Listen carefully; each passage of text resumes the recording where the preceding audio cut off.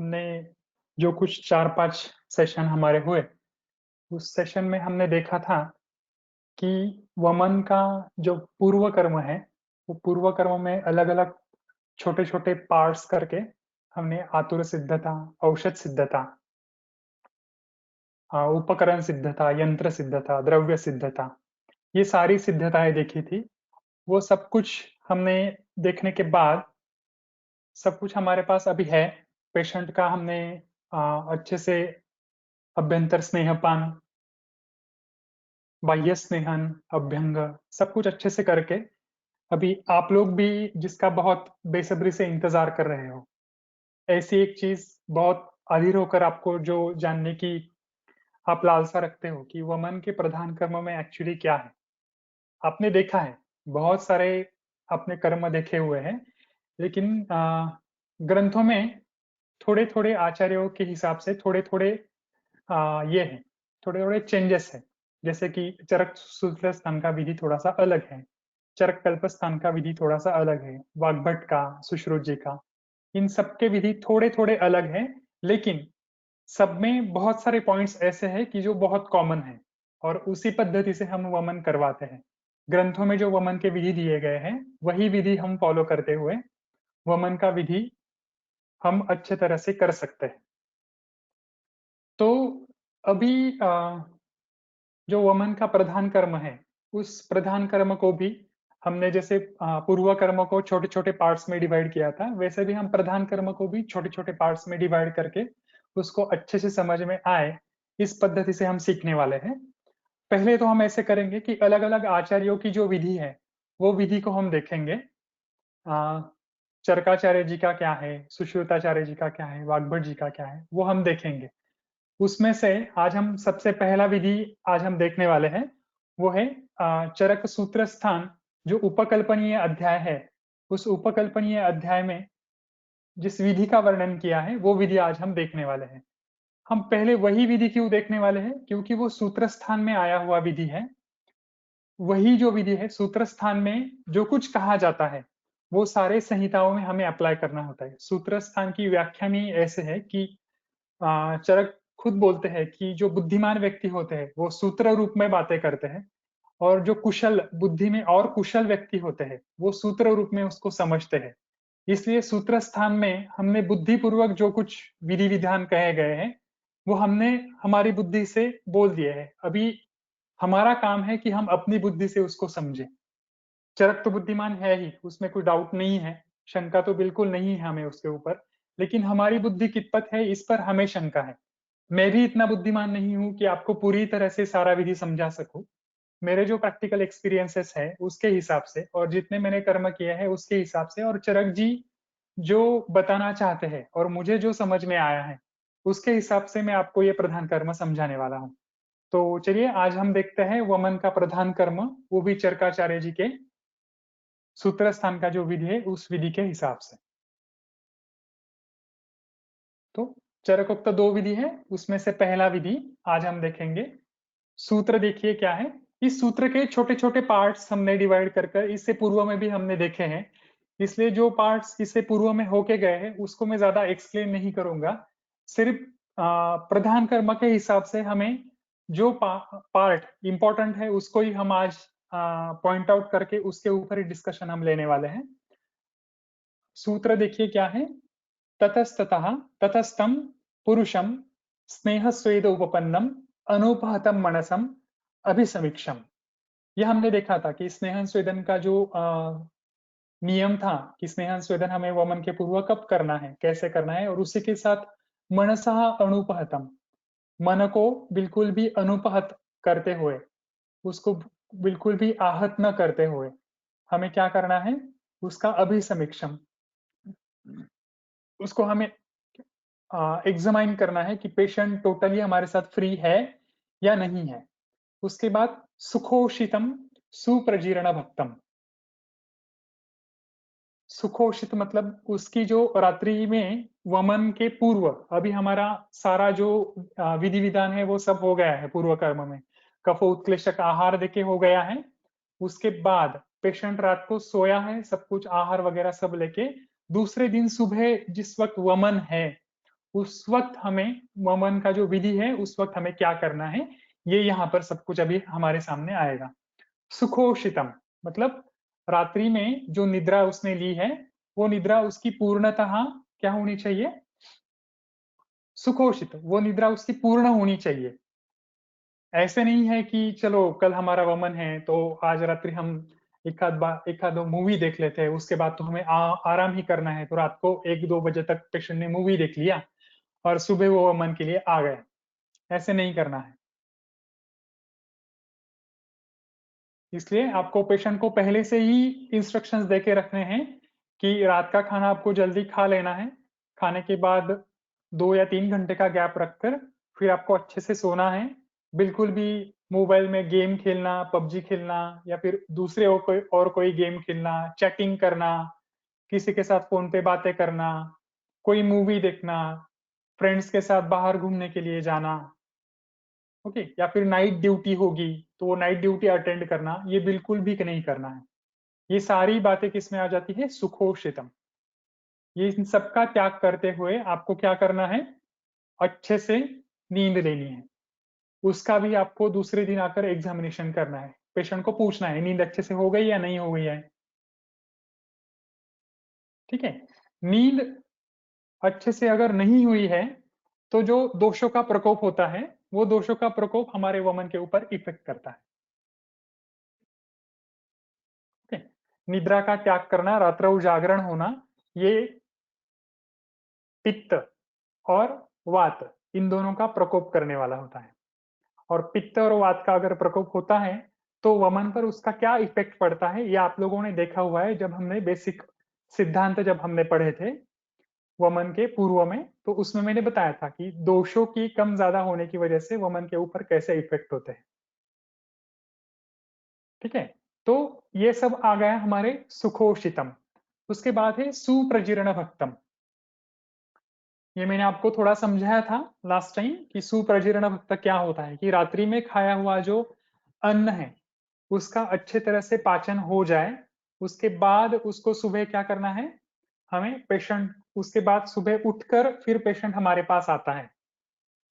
Okay, तो patient को सुप्रजीर्ण वक्त मतलब जो आहार खाया हुआ है वो अच्छे से डाइजेस्ट हो, तो ये पूछ अच्छे से डाइजेस्ट हुआ है या नहीं हुआ है, इसके लिए जो हमें प्रश्न परीक्षा करनी है वो पेशेंट को हमें पूछना पड़ता है, सुबह पेट साफ हुआ या नहीं हुआ। नहीं हुआ तो बहुत सारे वैद्य क्या करते हैं, एक शोधन बस्ती देकर देते हैं। पहले ही आते ही अभ्यंग स्वेदन ना करते हुए एक शोधन बस्ती देते हैं। उससे जो रात्रि में खाया हुआ जो अन्न है उससे बना हुआ जो मल है, पुराण या फिर जीर्ण मल जो है, वो जीर्ण मल उस बस्ती से शोधित हो जाता है।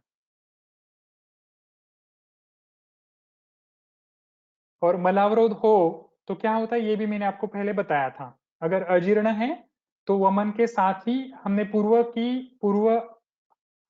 कफ उत्क्लेशक आहार जो दिया है, उस कफ उत्क्लेशक आहार में से कुछ द्रव्य हमारे वमन के साथ बाहर आ जाते हैं।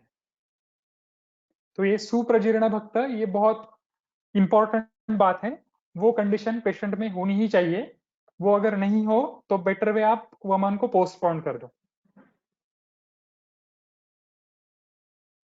ओके, यही सुप्रजीर्ण भक्त हमारा आप अगर आपको थोड़ा बहुत याद हो तो दिनचर्या में भी इसका थोड़ा सा रेफरेंस आया है। ब्राह्मे मुहूर्ते उत्तिष्ठिते जीर्णा निरूपयेत। आपको ब्राह्म मुहूर्त में उठना है, लेकिन कैसे, जीर्ण रात्रि में खाया हुआ अन्न ये जीर्ण हुआ है या फिर उसका अजीर्ण हुआ है, इसका क्या करना है, रुग्णों को खुद उसका निरूपण करना है। हमें समझ में आना चाहिए रात को जो मैंने खाया है वो सुबह डाइजेस्ट हुआ है या नहीं हुआ है। अगर वो डाइजेस्ट नहीं हुआ है तो ब्राह्म मुहूर्त में उठने की जरूरत नहीं है।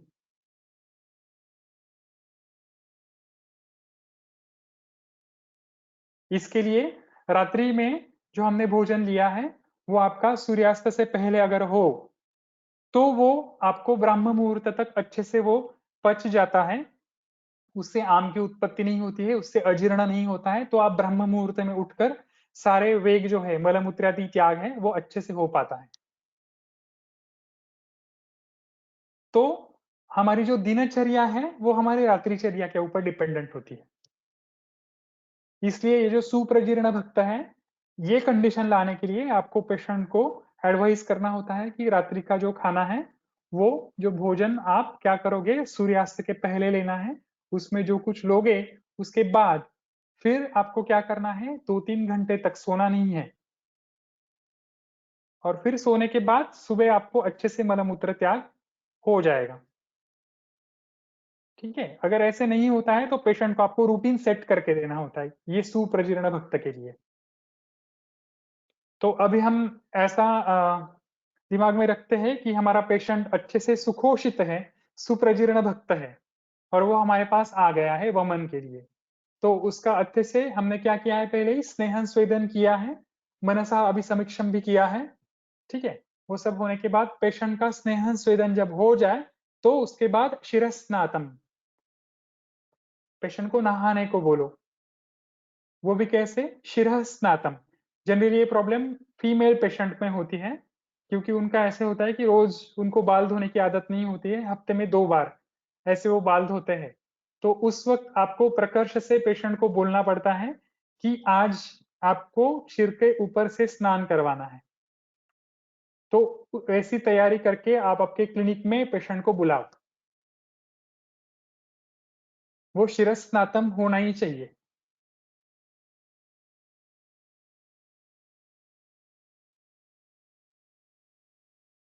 ठीक है? अगर पेशेंट शिरस्नात नहीं है, अगर पेशेंट ने गले के नीचे से ही अगर वो नहाया है, तो क्या हो जाता है उससे, आप गले के नीचे अगर नहाते हो, तो हमारी ये जो है आंख जो है, आंखें और हमारे जो बाल है और फेस की जो हमारी स्किन है, इसके ऊपर उसके इफेक्ट होते हैं।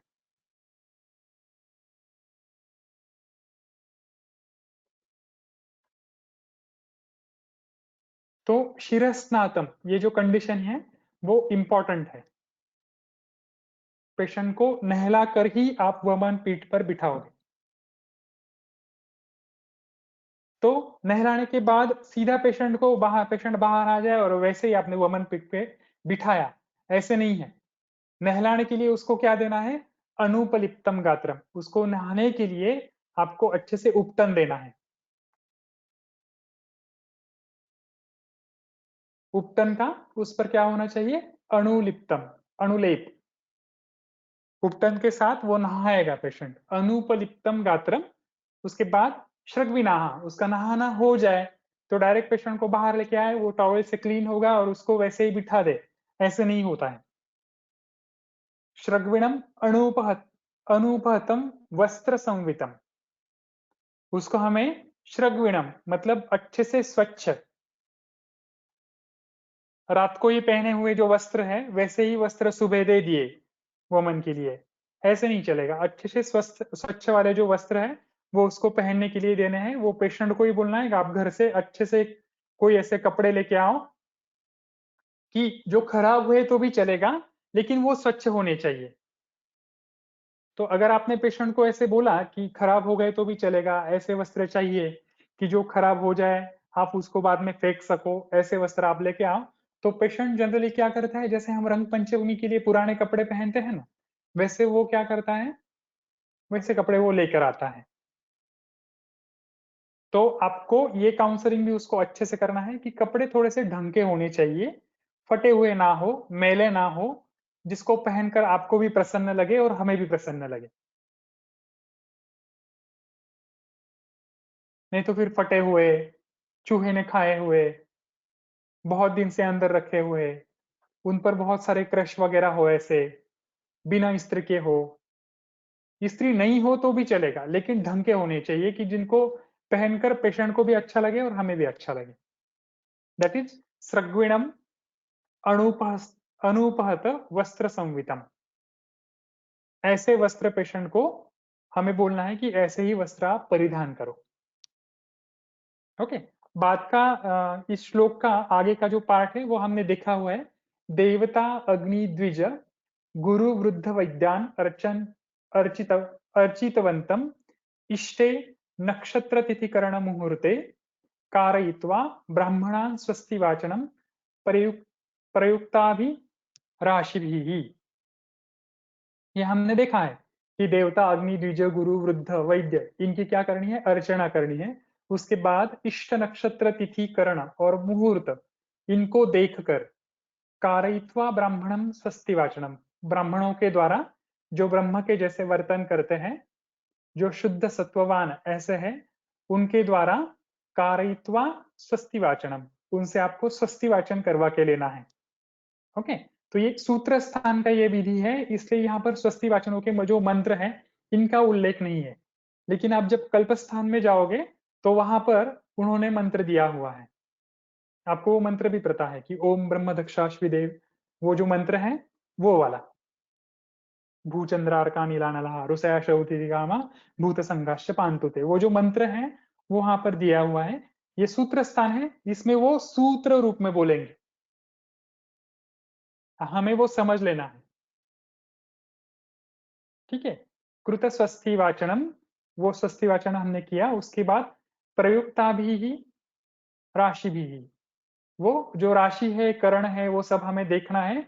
वो सब हो गया है। अभी उसके बाद हमें आगे की प्रोसीजर करनी है। क्या करना है? अभिमंत्रिताम मधु मधुक सैंधव फाणित उपहिताम मदन फल कषाय मात्राम पाययेत। जो वमन के लिए हमने जो पहले से ही औषधि है, जो हमने तैयार करके रखी है, जो हमारे दिमाग में है कि इस पेशेंट के लिए हमें ये औषधि देनी है, वो जो औषधि है उसको क्या करना है? अभिमंत्रित करना है। देखो ये जो फोटोग्राफ जो मैंने पहले डाला हुआ है, उसमें आपको दिखेगा कि हम क्या करते हैं, उसको अभिमंत्रित करते हैं।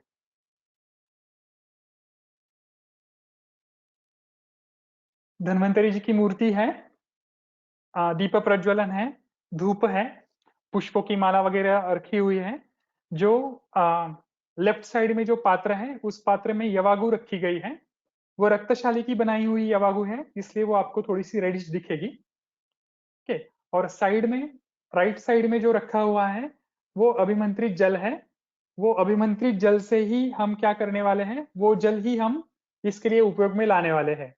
वही जल हम मदन फल की कषाय मात्रा में भी डालेंगे, वही जल हम सैंधव जल में भी डालेंगे, और वही जल बाकी के जो ये है यष्टि मधु आदि जो कषाय द्रव्य हम लेने वाले हैं, उसमें भी हम वही जल डालेंगे। ठीक है, तो दिस इज अभिमंत्रिताम। हम क्या करते हैं? भगवान को साक्षी रखकर सारी चीजें करते हैं। तो अभिमंत्रिताम, इसी के साथ हम मंत्र तो बोलने ही वाले हैं। मंत्र आपको पता है, मैंने अभी बोला था। और कौन से द्रव्य आपको लेने हैं? मधु मधुक सैंधव फानित उपहिताम। अभी देखो यहाँ पर मधु भी लेने के लिए कहा है, मधु का भी है, मतलब हनी भी है, शहद भी हमें लेना है, और मधुक मतलब यष्टि मधु भी है, सैंधव भी है, और फानित। फानित के जितने भी योग आगे बताए गए हैं उसमें से कौन सा भी योग आप यहाँ पर ले सकते हो। उपहिताम, इसमें से जो हितकर है वो आपको लेना है। ऐसे नहीं है कि ये सब कुछ लेना है। उपहिताम मदन फल कषाय मात्राम पाए, मदन फल की जो कषाय मात्रा है उसका हमें क्या करना है? पेशेंट को पान करवाना है। यहाँ पर यवागु पान का वर्णन नहीं है। ठीक है, यहाँ पर डायरेक्टली क्या दिया है? मदन फलक कषाय मात्राम पाए। अभी वो कषाय मात्रा कैसे लेनी है, इस पर हमने पहले वाला लेक्चर लिया था। मात्रा कैसे डिसाइड करनी है, मात्रा कैसे बनानी है, वो हमने इससे पहले वाले जो सेशंस थे उसमें हमने सब कुछ देखा हुआ है। ठीक है, तो इसमें से जो द्रव्य हमें क्या है? उपहित है रुग्ण के हिसाब से, मधु मधुकर सैंधव पाणित, इसमें से मदन फल कषाय के साथ आप कोई भी द्रव्य ले सकते हो। ठीक है, इसके आगे और क्या करना है हमें?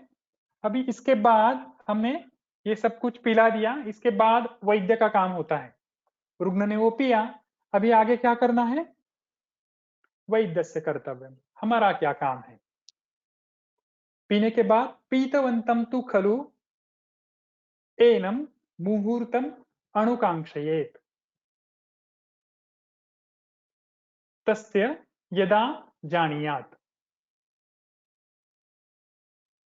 हमें क्या करना है, जो मदन फल की कषाय मात्रा जो है वो जब हमने पिलाई है, पिलाने के बाद पीतवंतम तु खलवेन मुहूर्तम अनुकांक्षेत, एक मुहूर्त तक अनुकांक्षा करनी है। अब ये जो अनुकांक्षा है ना, इसका थोड़ा गलत अर्थ लिया जाता है।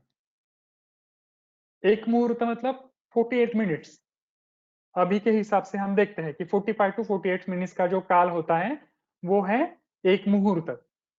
तो बहुत सारे लोग क्या करते हैं कि औषधि पान करने के बाद एक मुहूर्त तक वेट करना है, एक मुहूर्त तक प्रतीक्षा करनी है, ऐसा वो इसका अर्थ लेते हैं मुहूर्तम अनुकांक्षेत का।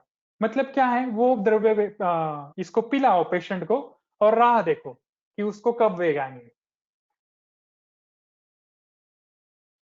तो चरक जी ऐसा नहीं बोल रहे हैं। अनुकांक्षेत का अर्थ प्रतीक्षा करना ऐसा नहीं है। अणुकांक्षेत का अर्थ देखो क्या है, अणुकांक्षेत इति परीक्षयन धारयेत। वैद्य को उस वक्त परीक्षा करनी है, उतने टाइम तक रुकना है ऐसा बिल्कुल नहीं कहते वो। सूत्र स्थान का श्लोक है, सूत्र स्थान में वो आपको सूत्र रूप में बिल्कुल आपको बोल ही देते कि मुहूर्तम अणुकांक्षेत। अगर वो उनको ऐसा अपेक्षित था कि एक मुहूर्त तक प्रतीक्षा करनी है तो आपको क्लियर क्लियर बता देते कि प्रतीक्षयेत, इतने काल तक आपको प्रतीक्षा करनी है 48 मिनट्स तक। बिल्कुल भी नहीं, प्रतीक्षा बिल्कुल नहीं करनी है। अणुकांक्षेत इति परीक्षयन, हमें वो टाइम पीरियड दिया है उन्होंने कि उतने काल तक आपको क्या क्या करना है। वैद्य को वहां पर क्या क्या कौन से परीक्षण करने हैं वो टाइम उन्होंने दिया है।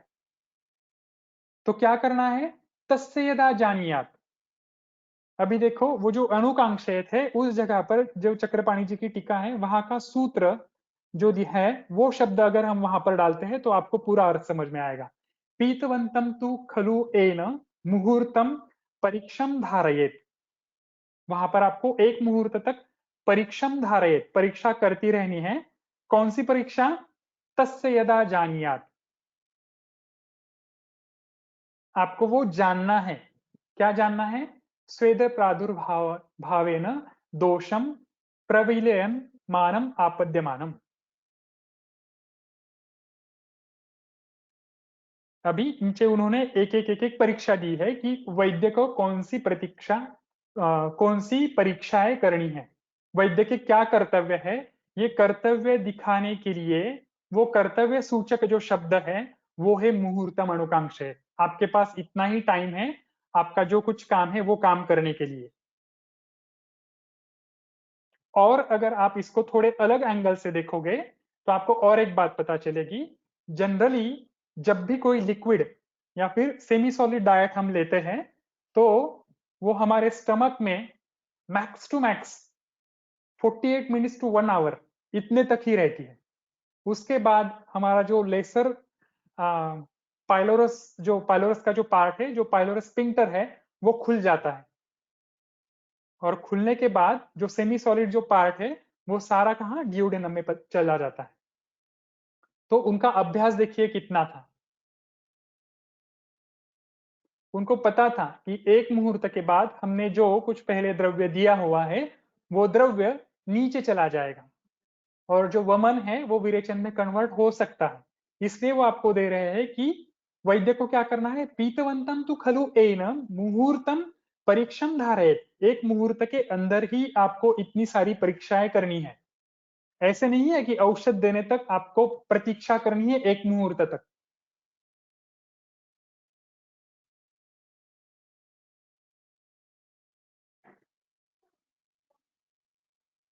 और एक मुहूर्त तक आपको प्रतीक्षा करने की जरूरत भी नहीं पड़ती है। जैसे ही आप यवागुपान करते हो यहाँ पर सूत्रस्थान में यवागु नहीं है, लेकिन मैं आपको बता रहा हूँ, जैसे ही यवागु पान करते हो, वो यवागु खाते खाते ही पेशेंट का इतना उत्क्लेश रहता है, उस वक्त ही रुग्णों को ऐसे लगता है कि मैं अभी वॉमिट कर दूंगा।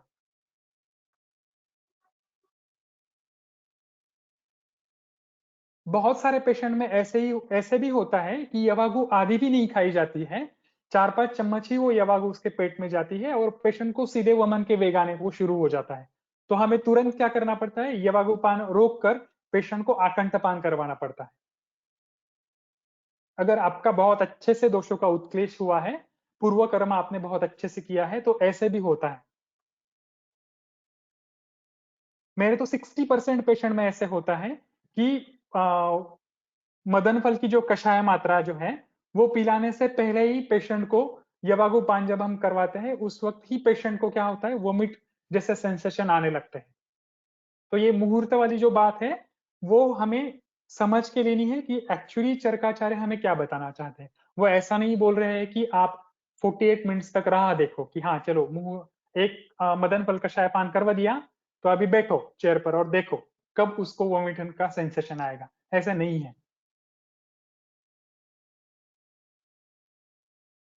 तो परीक्षण क्या क्या करने हैं वो दे रहे हैं। स्वेद प्रादुर्भाव, देखो पेशेंट को स्वेद प्रादुर्भाव हो रहा है क्या। अभी ये जो सारे लक्षण है ना, स्वेद प्रादुर्भाव है, रोमहर्ष है, कुक्षिम अध्मापनम है, ह्रल्लास्य अस्य श्रवणम है, ये एक ही लाइन में दिए हुए हैं। ये सारे जो लक्षण हैं, ये लक्षण रुग्ण संवेद्य लक्षण है। ये वैद्य संवेद्य लक्षण नहीं है। ये रुग्ण को खुद एक्सपीरियंस होने वाली बातें हैं, इसलिए आपको हमेशा प्रश्न परीक्षा ही करनी पड़ती है। तो ये जो परीक्षम धारयत है ना, यहाँ पर प्रश्न परीक्षा ही करनी पड़ती है हमें। रुग्णों को हमें पूछना पड़ता है कि स्वेद प्रादुर्भाव हो रहा है क्या, पसीना आ रहा है क्या। तो कुछ कुछ रुग्ण ऐसे होते हैं कि उनको समझ में नहीं आता है कि स्वेद प्रादुर्भाव हो रहा है या नहीं हो रहा है, तो पेशेंट हमें बताते नहीं है। लेकिन जैसे ही हमारी वमन की प्रोसेस स्टार्ट होती है ना, तो बीच में ही पेशेंट हमें क्या बोलता है, सर थोड़ा फैन लगा दो ना।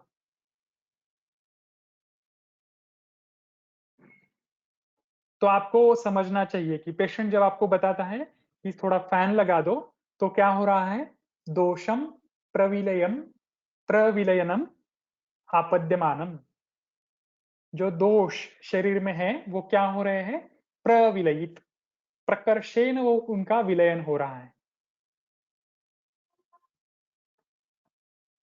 और ऐसे ही सेम ये जो प्रविलयन की बात है, वो हमने कब देखी थी, जब हमने जो वमन करवाने वाले जो शोधनीय जो द्रव्य है उनकी जो संप्राप्ति हमने देखी थी, वमन और विरेचन की, उस वक्त हमने देखा था केवलम शरीरगतम दोष संघातम अग्नेयत्वाद विच्छिन्दयति तैक्ष्ण्यात विच्छिन्दयति, अगर आपको याद हो तो वो जो भाव है, वही भाव शरीर में होता है, वही विच्छिन्दयन, वही विच्छिन्दयन शरीर में जब होता है, तब शरीर के दोष प्रविलयित हो रहे हैं और उसी वक्त पेशेंट को क्या होता है, स्वेद प्रादुर्भाव होता है।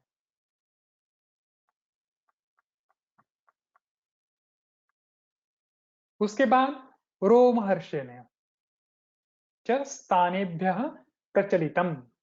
अभी आप पेशेंट को अगर पूछोगे कि रोमहर्ष हो रहा है, रोमहर्ष मतलब रोंगटे खड़े हो जाना।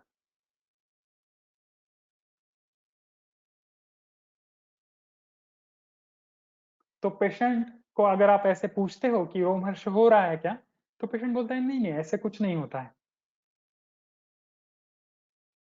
लेकिन जब पेशेंट को वोमिटिंग स्टार्ट होती है, ये जो सारे लक्षण है ना, ये आपको एक साथ नहीं दिखेंगे, इनका जैसा सीक्वेंस है ना, उसी सीक्वेंस के साथ आपको दिखेंगे।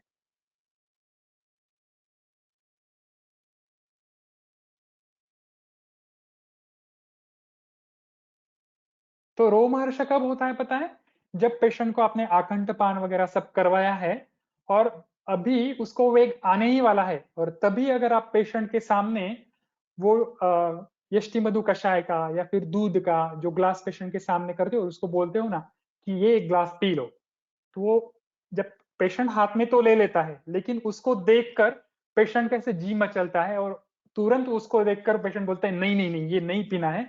उस वक्त आपको पेशेंट के शरीर पर रोमहर्ष दिखते हैं। ऐसे ही पेशेंट बैठा हुआ है और पेशेंट बोलेगा हाँ हाँ हाँ देखो देखो सर मुझे रोमहर्ष हो रहा है, हाँ? ऐसे नहीं होता है। तो जब रोमहर्ष होता है तो क्या होता है, स्थानेभ्यः प्रचलितः, मतलब वो अब दोष जो प्रविलयित हुए हैं वो क्या हो रहे हैं, स्वस्थान से प्रचलित हुए हैं।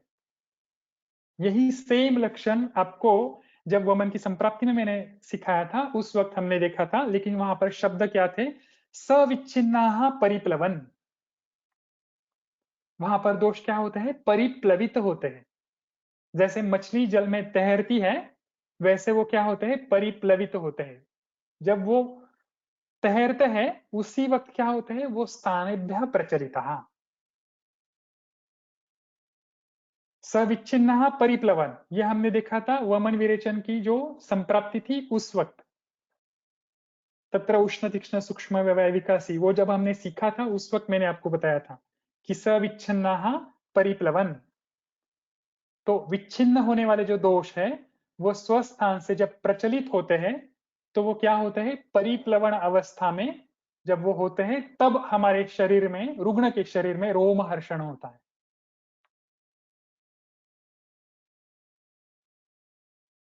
उसके बाद कुक्षी समम अध्मापणेन, कुक्षी में अध्मान उत्पन्न होता है। अध्मान एव, अध्मान इति उदकपूर्ण कोष्ठम एव, मतलब किसी पात्र में उदक भरा हुआ है, किसी पानी की थैली में उदक भरा हुआ है और ऊपर से अगर आप उसको स्पर्श करते हो तो स्पर्श करने के बाद आपके हाथ को जो स्पर्श होता है तो वो होता है अधमान। और आटोप एवं गुड़गुड़ शब्द, जब उसमें गुड़गुड़ शब्द की प्रवृत्ति होती है तो वो होता है आटोप। तो कुक्षी समम अधमापणेन, कुक्षी में जब अधमान उत्पन्न होता है। अभी अधमान कब उत्पन्न होगा, अगर हम रुग्ण के पेट में कुछ द्रव्य भाग है, कुछ द्रव स्वरूप में कुछ है, कुछ लिक्विड पार्ट है, तो ही अधमान क्रिएट होगा ना।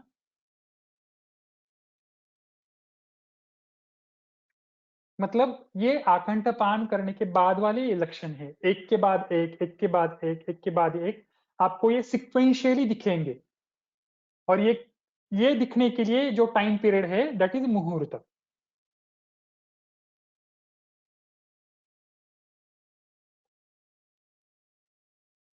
तो वो अधमान कब होगा, जब हमने आकंठपान किया है तब।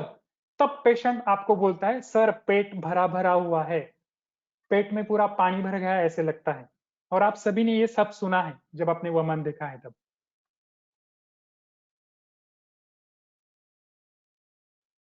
तो जब ऐसे पेशेंट बोलता है कि कुक्षिम अधमापने ना, पेट भरा भरा हुआ लग रहा है, तो कुक्षिम अनुपगतम, तब आपको समझना चाहिए कि जो दोष है वो हमारे कुक्षी में आ गए हैं।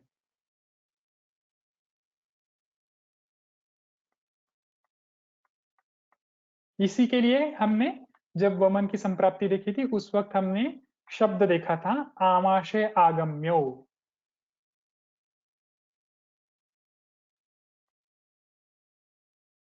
कुक्षी मतलब, कुक्षी का अर्थ जनरली हम ऐसे लेते हैं कि मतलब बाय मिस्टेक हम ऐसा अर्थ लेते हैं कि हमारा जो पेट का पार्ट है, नाभि के नीचे वाला जो पार्ट है उसको हम जनरली कुक्षी, ऐसे हम जनरल लैंग्वेज में बोलते हैं। लेकिन आयुर्वेदा में कुक्षी का है, कुक्षी मतलब क्या है, चरक जी ने सूत्रस्थान में बताया त्रिविध कुक्षी अध्याय। कुक्षी मतलब क्या है, आमाशय के 3 भाग। तो कुक्षिम अनुगतम, तो यहाँ पर हम ऐसे भी बोल सकते हैं आमाशयम अनुगतम। वही आमाशय अनुगतम जो है उसी को हमने कहां पर देखा था, कल्पस्थान का जो श्लोक था वमन विरेचन की संप्राप्ति, वहां पर हमने देखा था आमाशय आगम्यो। आगम्यो है, आमाशय आगम्यो और कुक्षिम अनुगतम ये एक ही है। देखिए कितने साइंटिफिक पद्धति से इन्होंने ये सारी बातें बताई है। बिल्कुल जो कल्पस्थान में, जो सूत्रस्थान में कहा गया है, वो बिल्कुल वर्ड टू वर्ड कल्पस्थान में मैच होता है।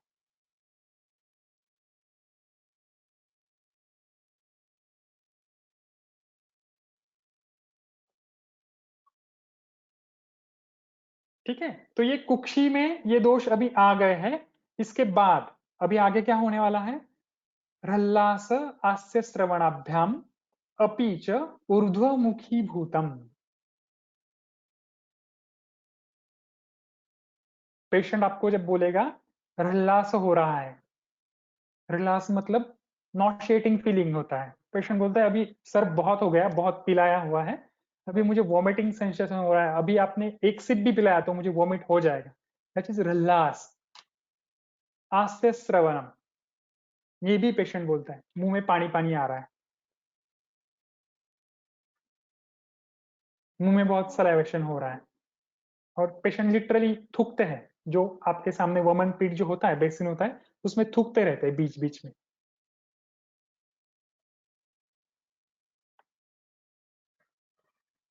तो जब ह्रल्लास और आस्य श्रवण होता है, तब क्या होता है? ऊर्ध्वमुखी भूतम, जो ऊर्ध्वाभिमुख हो रहे हैं, ऐसा हमें समझना चाहिए। और इसी के लिए जो वमन संप्राप्ति का जो श्लोक था, उसमें क्या था?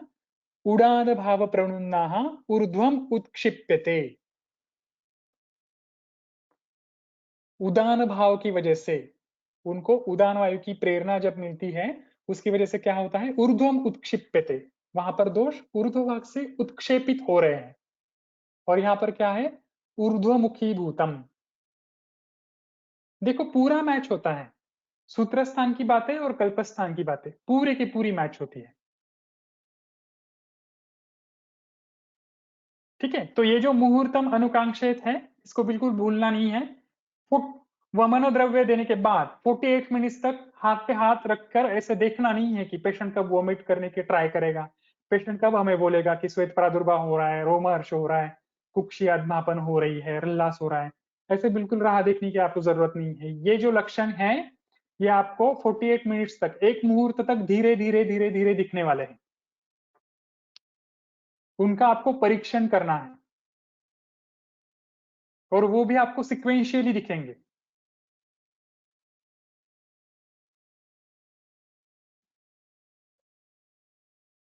ठीक है, ये हो गए वैद्य के कर्तव्य। वैद्य को एक मुहूर्त तक पेशेंट को क्या करना है? जो हमारा वमन का प्रोसीजर शुरू है, उसको उस वक्त पेशेंट को हमें पूरी तरह से सूक्ष्म पद्धति से उसका निरीक्षण कर कर पेशेंट को अलग अलग अपनी चतुराई से प्रश्न पूछकर ये लक्षण जो है वो हमें जानने हैं। तो मुहूर्तानुकांक्षे इसको याद रखिए। आगे हम देखेंगे, ये हो गए हमारे वैद्य के कर्तव्य। इसके बाद हमारे परिचारक के क्या कर्तव्य है?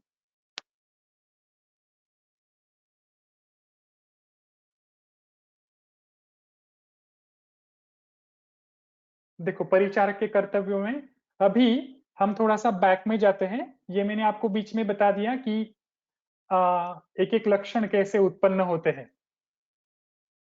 यहाँ पर हमने क्या किया था? पेशेंट को हमने क्या किया है? मदन फल का कषाय जो है वो पिलाया है, उसकी जो मात्रा हमने डिसाइड की है वो पिलाई है। उसमें हम बीच बीच में वैद्य क्या करने वाला है? ये जो निरीक्षण है वो करने वाला है। इतने निरीक्षण आपको करने हैं। ठीक है, अभी तक ऐसा मान लो कि इसमें से कुछ एक भी लक्षण अभी आपके सामने आए नहीं है। हमने कषाय मात्रा जो है वो पिलाई है। उसके बाद हम क्या करेंगे? रुग्ण को यथा अस्मि जाणु समम असंबाधम सप्रयुक्ताः अस्तारेण उत्तर प्रच्छदाः उपधानम स उपाश्रयम आसनम उपवेष्टुम प्रयच्छेत। जो हमने इसके पहले लेक्चर में देखा था कि रुग्ण को जानु तुल्यासन देना है।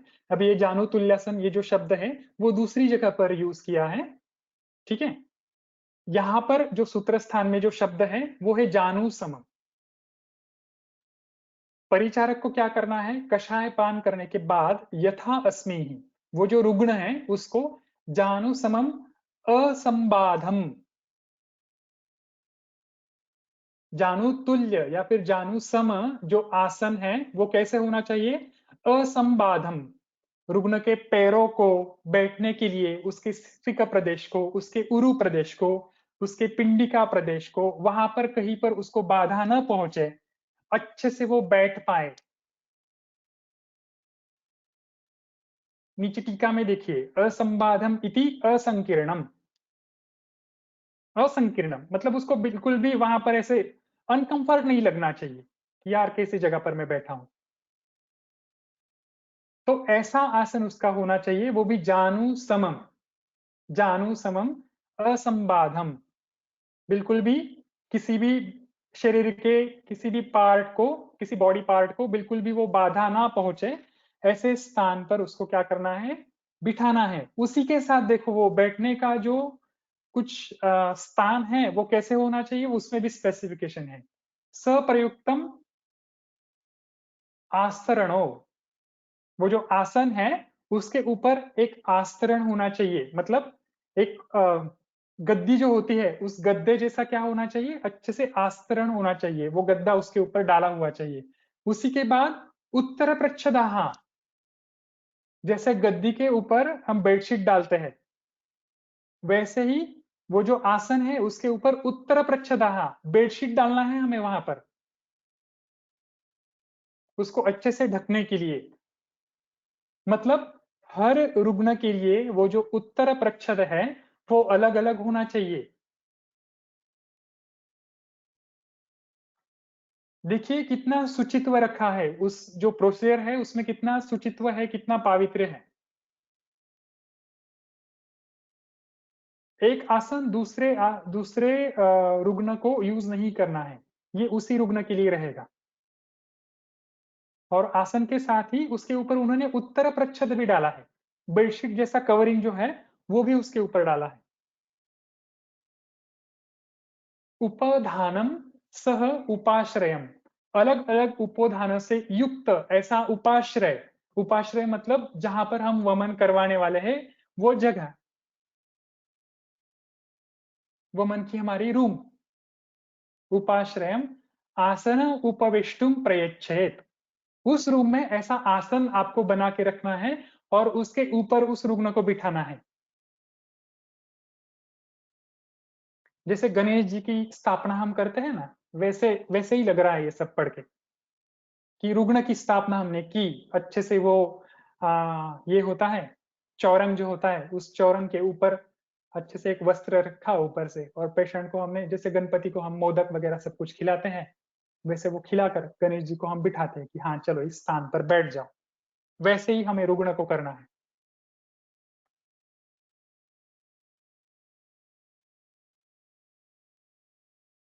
और हमने देखा था कि इसके पूर्व में जब हमने ये देखा था जानु तुल्यासम, उस वक्त हमने देखा था कि जो आसन है अभी जो अवेलेबल है वो आसन कैसे हैं, वो जानुसमम है, असंबादम है या नहीं है, उस पर अस्तारण है, उत्तर प्रच्छद है या नहीं है,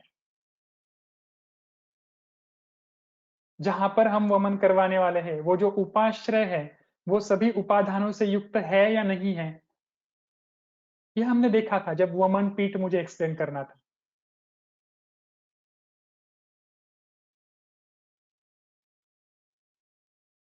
ठीक है, तो इतना सारा आपको सब कुछ करना है, लेकिन ये कौन करेगा? परिचारक से कर्तव्य, ये सारे परिचारकों का काम है, ये वो पहले ही करके रखने वाले हैं। और नीचे वाली जो लाइन है वो मैंने आपको इससे पहले बताई है।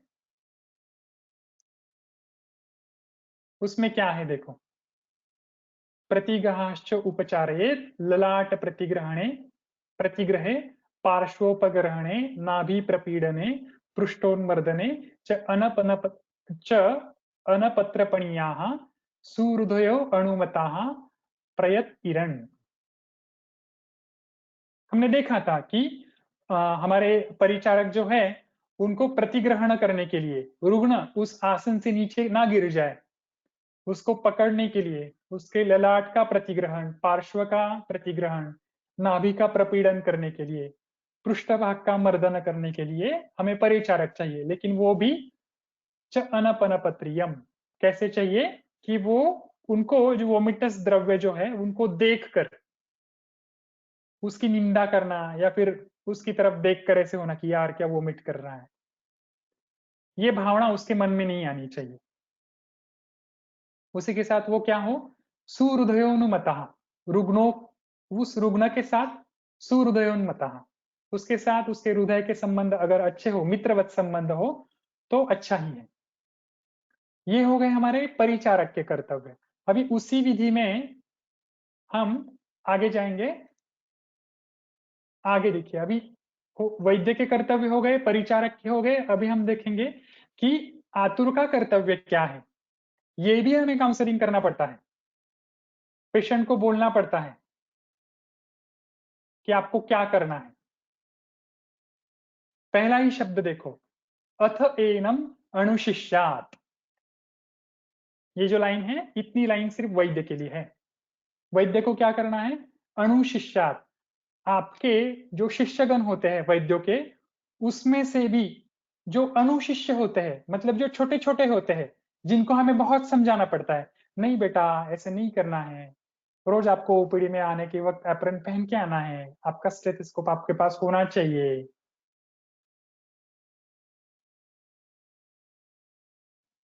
ठीक है, आज लेट हो गए ना, कोई बात नहीं, कल से लेट नहीं आना है, हाँ आ जाओ अंदर। जैसे हम, हमारे पास जो छोटे छोटे शिष्य होते हैं उनको जैसे समझाते हैं, वैसे ही हमें आतुर को समझाना है, अनुशिष्यवत। क्या समझाना है, विवृत ओष्ठ तालु कंठो नाति महत व्यायामेन वेगान उदीर्णान उदीरयन। जब भी आपको उल्टी होगी, ऐसे लगेगा, जब भी आपको वमन का वेग आ रहा है ऐसे लगेगा, तब आपको क्या करना है, विवृत ओष्ठ तालु कंठो, आपको बिल्कुल भी शर्माना नहीं है। आपकी तालु, आपके ओष्ठ, आपके कंठ, इनको विवृत करके, विवृत करके मतलब अच्छे से खोलकर,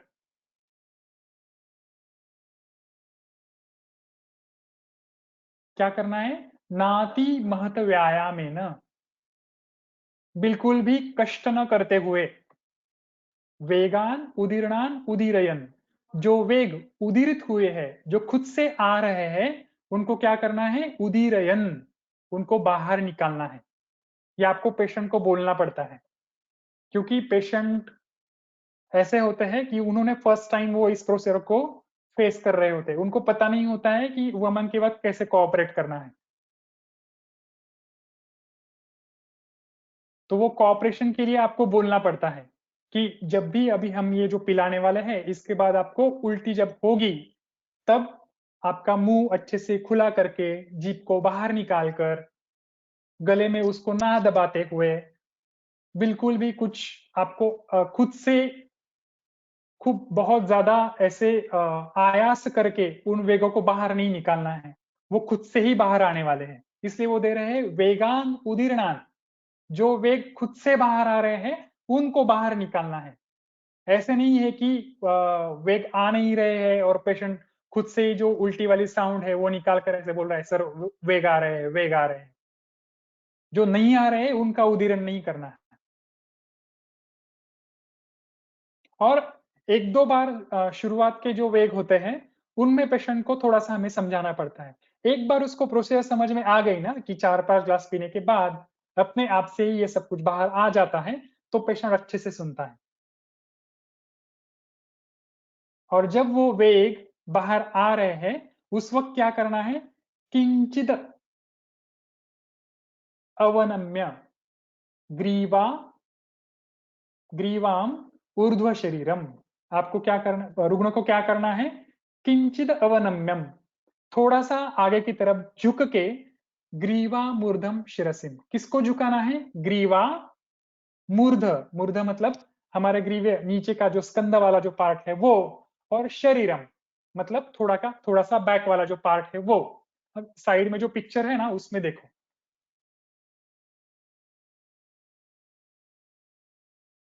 रुग्णों को क्या करना है, किंचित अवनम्यम, ग्रीवा को ऊर्ध्व भाग को और पृष्ठ भाग को, इनको थोड़ा सा अवनम्यम आगे की तरफ झुकाकर आगे जो वमन का पात्र है उसमें वोमिट करना है। वेगान उदीर्णान उदीरयन।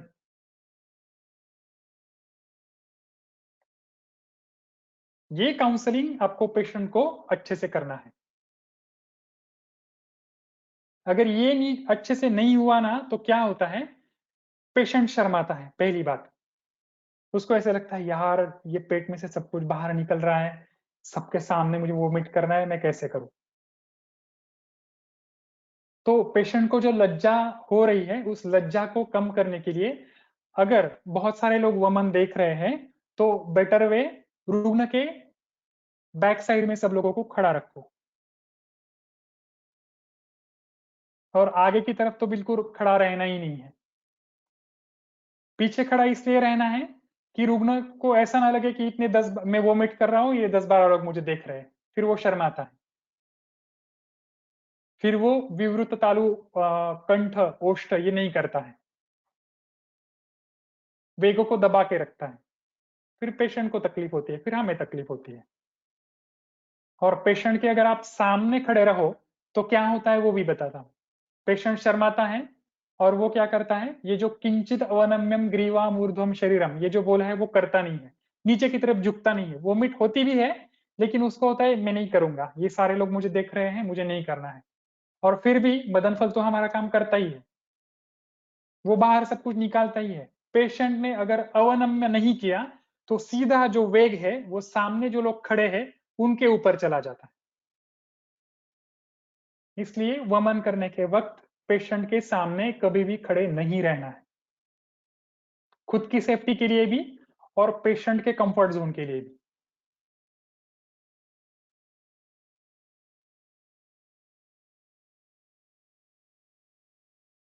ये हो गए आतुर के कर्तव्य।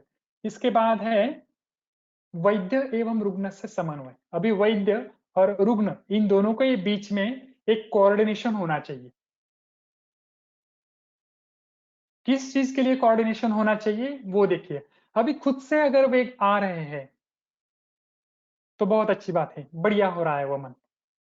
लेकिन कुछ कारणवश अगर वेग नहीं आ रहे हैं तो हमें पेशेंट के साथ थोड़ा समन्वय करना पड़ता है। वो समन्वय क्या करना है वो भी चरक जी आपको सूत्र स्थान में बता रहे हैं। देखो, उपवेगम प्रवृत्तान प्रवर्तयन।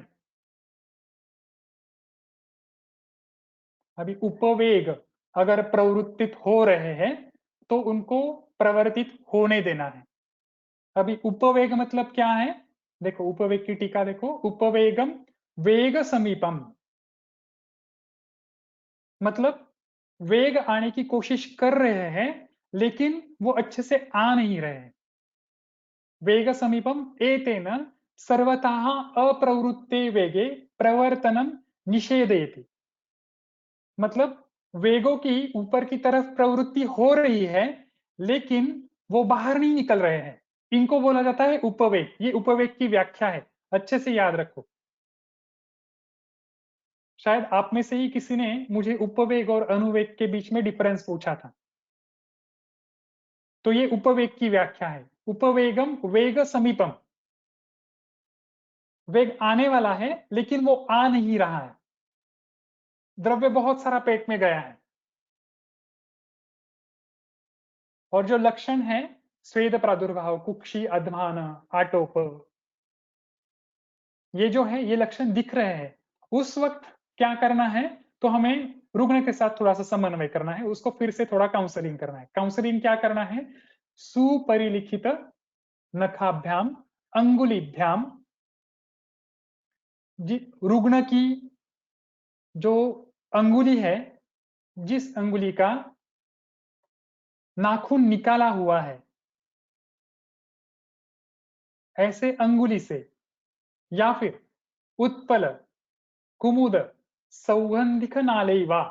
अभी ये जो वा है वो हर जगह पर आप अप्लाई कर सकते हो। सुपरिलिखित नखाभ्याम अंगुलीभ्याम वा उत्पलम वा कुमुदम वा सौगंधिक नाले ही। इतने सारे आपके पास ऑप्शंस है क्या करना है हमें? सुपरिलिखित नख, नाखून ना हो ऐसी उंगली लेनी है, क्योंकि अगर नाखून के साथ उंगली अगर आप मुंह में डालोगे तो नाखून अंदर लग जाएगा, फिर कंठक क्षणन होगा और वो जो ब्लीडिंग है ऊपर से ही वो जो पहले से ही वो जो पार्ट है वो अच्छे से वहां पर ब्लड फ्लो ज्यादा होता है वो मिट कर करके। और अगर आपने नाखून न निकाली हुई उंगली अंदर डाली और वो यहाँ वहां लग गई तो जो ब्लीडिंग होता है उसकी वजह से हमारे बीच में वैद्य के दिमाग में मिसकंसेप्शन हो जाता है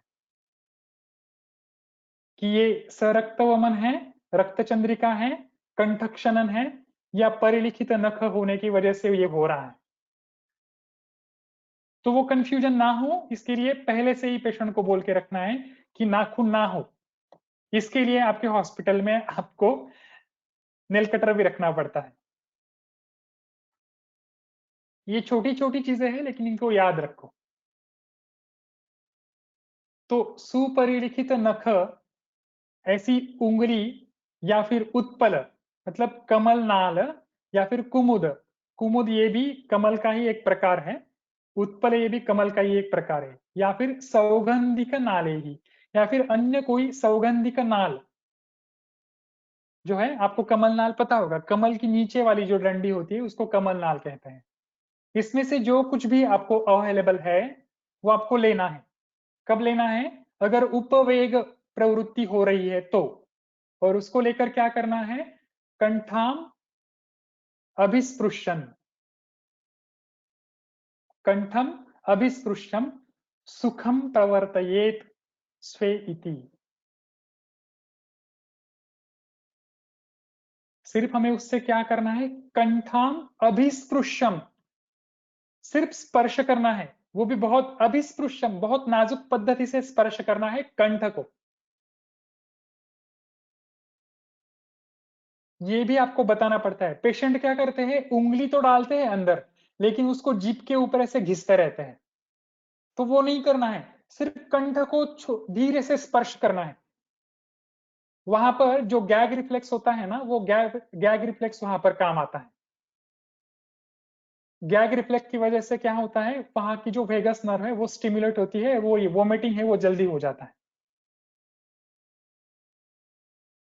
ओके, सिर्फ कंठम अभिस्पृश्यम है, सिर्फ स्पर्श करना है, तो भी क्या होता है, सुखम प्रवर्तयेत स्वे इति, वो सुख से प्रवर्तित होता है और वो खुद से होता है, वो जीभ के ऊपर घिसने की जरूरत नहीं होती है।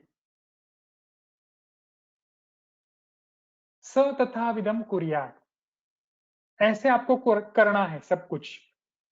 तो इसमें वैद्य और रुग्ण दोनों के बीच का जो समन्वय है वो अच्छे से होना जरूरी है।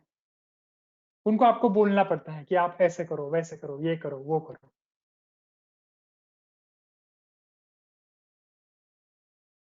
इसमें और एक ऑप्शन है कि जनरली अभी का जो आप देखोगे ऋतु या फिर सीजन या फिर अवेलेबिलिटी के हिसाब से आप देखोगे तो आपको कमल, उत्पल, सौगंधिक ये जो नाल है ये कभी अवेलेबल नहीं होते हैं।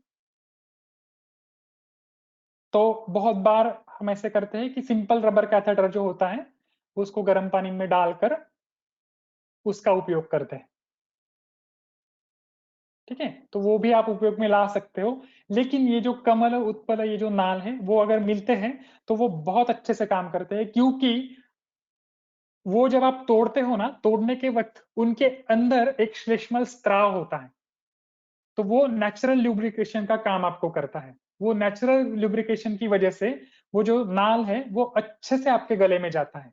पेशेंट को पता भी नहीं चलता है कि उस वो जो नाल है उसने कब उसके कंठ को स्पर्श किया। और ये जो है ना, सुखम प्रवर्तेत स्व इति, वो आपको कमल नाल से बहुत अच्छे से होता है। कैथेटर जो है वो जाते जाते ही पेशेंट को पता चल जाता है कि कैथेटर अंदर जा रहा है, लेकिन उत्पल, कुमुद और सौगंधी का जो नाल है उससे पेशेंट को बिल्कुल पता ही नहीं चलता कि वो अंदर गया है। अच्छे से वो कंठ को स्पर्श करके वो नाल बाहर भी आ जाता है, वेग भी अच्छे से आ जाता है।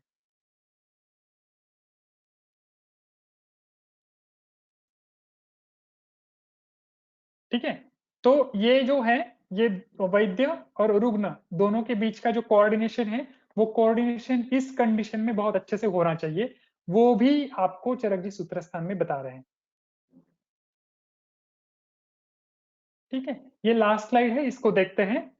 अभी वैद्य का औषध देने के बाद ये सब कुछ कमल नाल वगैरह वगैरह सब कुछ होने के बाद उसके वेग बहुत अच्छे से हो रहे हैं।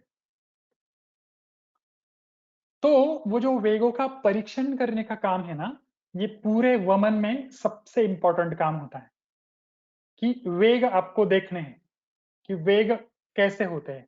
इसके लिए चरक जी ने वहां पर वो जो वैद्य होता है उसके लिए एक शब्द का प्रयोग किया है, वो बोलते हैं वेग विशेषदर्शी वैद्य। वहां पर एक वैद्य ऐसा होना चाहिए कि जिसको वेग के प्रति विशेष दर्शनीय जो शक्ति है वो उसमें होनी चाहिए। सूत्र देखिए क्या है, ततो वेगस्य वेगान प्रतिग्रह गतान अन्वेक्षिता अभिहिता। ततो वेगान प्रतिग्रहान, ये जो हमने इससे पहले वाला विधि देखा उससे जो वेग जो है वो अच्छे से जो हो रहे हैं, तो प्रतिग्रहान एक एक वेग को जो है अन्वेक्षिता, उसका सूक्ष्म पद्धति से अन्वेक्षण करना चाहिए। और उसके लिए वेग विशेष दर्शनाधि कुशलो, वेग विशेष दर्शनाधि कुशलो योग अयोग अतियोग विशेषाणु उपलभेत। वैद्य को उसका अन्वेक्षण करते हुए, वेग का विशेष रूप से दर्शन परीक्षा करते हुए वो वैद्य जो है वो उसमें कुशल होना चाहिए। वेग विशेष दर्शन की जो परीक्षा है उसमें वैद्य कुशल होना चाहिए। इसको आप नोट करके रखो,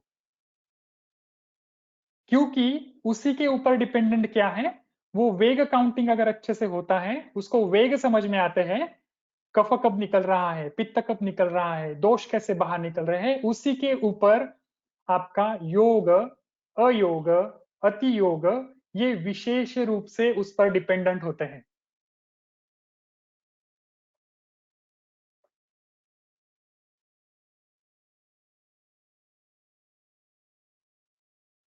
और उसी के साथ वेग विशेषदर्शी पुनः कृत्यम यथा अहम अवबुद्धेत लक्षणेन, वो वेग विशेषदर्शी तो वो है ही, पुनः कृत्यम यथा अहर बुद्धि बुद्धेत लक्षणेन, उसके बुद्धि में जो हमने जो लक्षण बताए हैं ग्रंथकारों ने, योग अति योग के जो लक्षण हैं उसके साथ उसने क्या करना चाहिए, उसका कंपैरिजन, वेगों का दर्शन करते हुए उसके दिमाग में एक साइड में ये भी चलना चाहिए कि ये अयोग है, अतियोग है, मिथ्या योग है, इसमें रक्त चंद्रिका है या नहीं है। तो यथा अहम अवबुद्धेत, ये जो स्व से बुद्धि से जो निर्णय लेना है वो आपको एट टाइम उस वैद्य को क्या क्या करना पड़ता है देखो। जो वेग विशेष का ज्ञान रखने वाला जो वैद्य है वो वेग भी देखेगा, उसके दिमाग में ये भी चलता रहेगा कि ये अयोग है, अतियोग है, मिथ्या योग है, कौन सा योग है, वो भी चलता रहेगा, वेग भी काउंट करेगा और अन्वेक्षण भी करता रहेगा। उसको बहुत ज्यादा काम होता है वहां पर।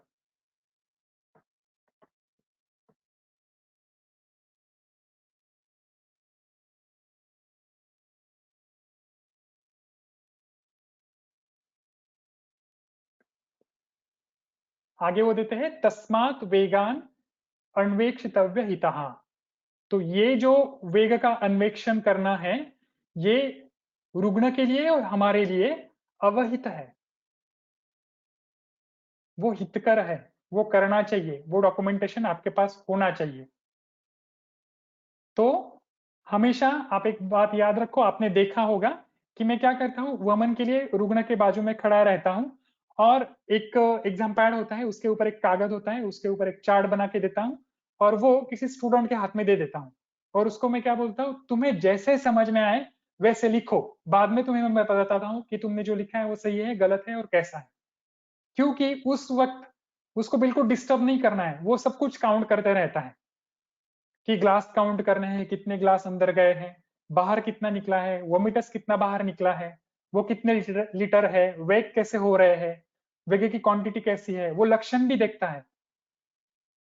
इतना सारा काम उसके ऊपर रहता है। इसलिए चरक जी उसको एक संज्ञा दे रहे हैं, वेग विशेष दर्शनीय कुशल, वेग विशेषदर्शी कुशल वैद्य वहां पर होना चाहिए। ठीक है, इतना सारा जो विधि है वो चरकाचार्य ने चरक सूत्र स्थान 15 जो उपकल्पनीय अध्याय है वहां पर ये विधि का वर्णन किया हुआ है। ठीक है, आज के लिए हम यहाँ पर रुकते हैं। आपके आज के जो सेशन के लिए, सेशन के हिसाब से आपके जो भी क्वेश्चंस है वो क्वेश्चंस आप कमेंट बॉक्स में डाल सकते हो, हम वहां पर उसका आंसर देने की कोशिश करेंगे। ठीक है, आज के लिए हम यहाँ पर रुकते हैं।